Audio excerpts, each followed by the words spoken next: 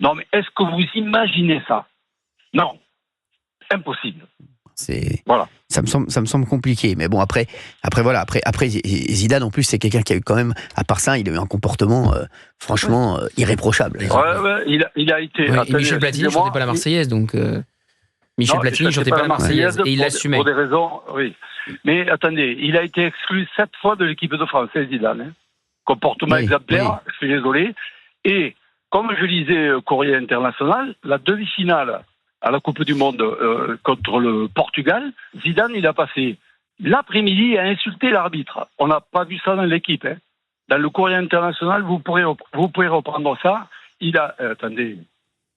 Mais réveillons-nous. Mais... Qu'est-ce que vous dites de ce que nous dit Jean, là, en ligne, Gauthier Lebray? Moi, Zidane, c'est une icône, donc oui, non, mais... pas du tout envie de décorner Zidane. Le coup de tête aussi, ça part après des insultes contre sa famille. C'est bien particulier. Oui, il parle, après, Zidane, il avait donné un exemple, Jean, voilà, oui. après, sur le reste. Je veux dire, chaque génération, c'est des rapports compliqués. Michel Platini, il chantait pas la Marseillaise et il était interrogé encore récemment et il disait notre génération ne chantait pas la Marseillaise. Donc il n'y a pas l'équipe de France de football rêvée d'il y a 20, 30, 40 ans et l'équipe d'aujourd'hui. Voilà.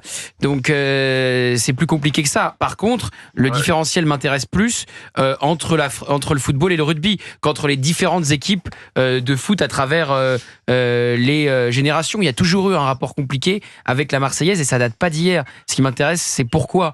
Pourquoi est-ce qu'on peut être fier d'être français dans un stade de rugby et que c'est plus compliqué dans un stade de foot? Pourquoi est-ce que... Moi, en fait, j'avais l'impression, quand je regardais le match samedi, en fait, il y avait des Néo-Zélandais qui ne s'excusaient pas d'être des Néo-Zélandais face à des Français qui ne s'excusaient pas d'être Français. Et c'est ça qui était beau. D'un côté, le haka face à ces soldats, à ces joueurs français qui entonnaient la Marseillaise avec tout un stade. C'est ça qui est beau dans le rugby. C'est qu'on ne s'excuse pas de qui on est et de quel drapeau on défend. Ouais.